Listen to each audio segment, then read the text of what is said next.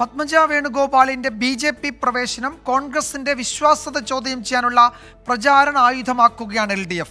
തെരഞ്ഞെടുപ്പിൽ എങ്ങനെ ഒരു കോൺഗ്രസുകാരനെ വിശ്വസിപ്പിച്ച് ജയിപ്പിക്കുമെന്നായിരുന്നു മുഖ്യമന്ത്രി പിണറായി വിജയന്റെ ചോദ്യം. കോൺഗ്രസ് മൊത്തമായി നാളെ ബി.ജെ.പിയിലേക്ക് പോകില്ല എന്നതിൽ എന്താണ് ഉറപ്പ് എന്ന് CPM സംസ്ഥാന സെക്രട്ടറി പ്രതികരിച്ചു. പുതിയ കോൺഗ്രസിന് ബി.ജെ.പി. ആകാൻ ഒരു രാത്രി പോലും വേണ്ട എന്നായിരുന്നു CPI സംസ്ഥാന സെക്രട്ടറി ബിനോയ് വിശ്വത്തിന്റെ പ്രതികരണം.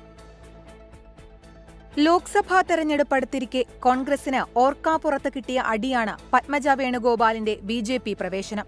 ഇത് പരമാവധി പ്രചാരണായുധമാക്കാനാണ് ഇടതുമുന്നണിയുടെ തീരുമാനം. മുഖ്യമന്ത്രി പിണറായി വിജയൻ തന്നെ കോൺഗ്രസിന്റെ വിശ്വാസ്യത ചോദ്യം ചെയ്ത് രംഗത്തു വന്നു.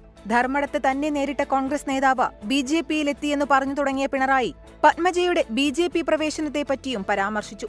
അടുത്ത മണ്ഡലത്തിലെ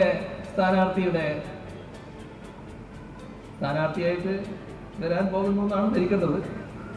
അദ്ദേഹത്തിന്റെ സഹോദരി നേരെ ബി.ജെ.പിയിൽ ചേർന്ന് കഴിഞ്ഞിരിക്കും. ഇതൊക്കെയല്ലേ നടക്കുന്നത്?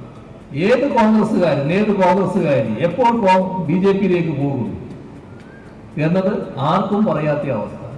തെരഞ്ഞെടുപ്പിൽ വിജയിച്ചാലും കോൺഗ്രസ് എംപിമാർ പാർട്ടിയിൽ ഉണ്ടാകുമോ എന്ന് പറയാൻ കഴിയില്ലെന്ന് CPM സംസ്ഥാന സെക്രട്ടറി MV ഗോവിന്ദൻ പരിഹസിച്ചു.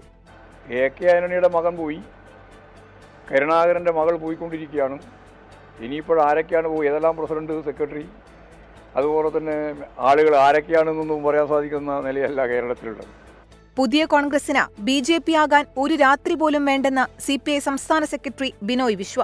കോൺഗ്രസിലെ കാര്യം പറഞ്ഞാൽ ആരെല്ലാം കോൺഗ്രസ് വിട്ട് ബി.ജെ.പിയിലേക്ക് രാഖി രാമാനം കൂറുമാറുമെന്ന് ഒരാൾക്കും പറയാൻ പറ്റില്ല. ഏതാളും പോകാം. അതാണ് പുതിയ കോൺഗ്രസ്. ആന്റണിയുടെ മകന് പുറമെ K. കരുണാകരന്റെ മകളും ബി.ജെ.പിയിലെത്തിയത് തെരഞ്ഞെടുപ്പ് പ്രചാരണമാക്കുന്നതോടെ കോൺഗ്രസിനെ പ്രതിരോധത്തിലാക്കാമെന്നാണ് CPIM കണക്കുകൂട്ടൽ. 24 കണ്ണൂർ.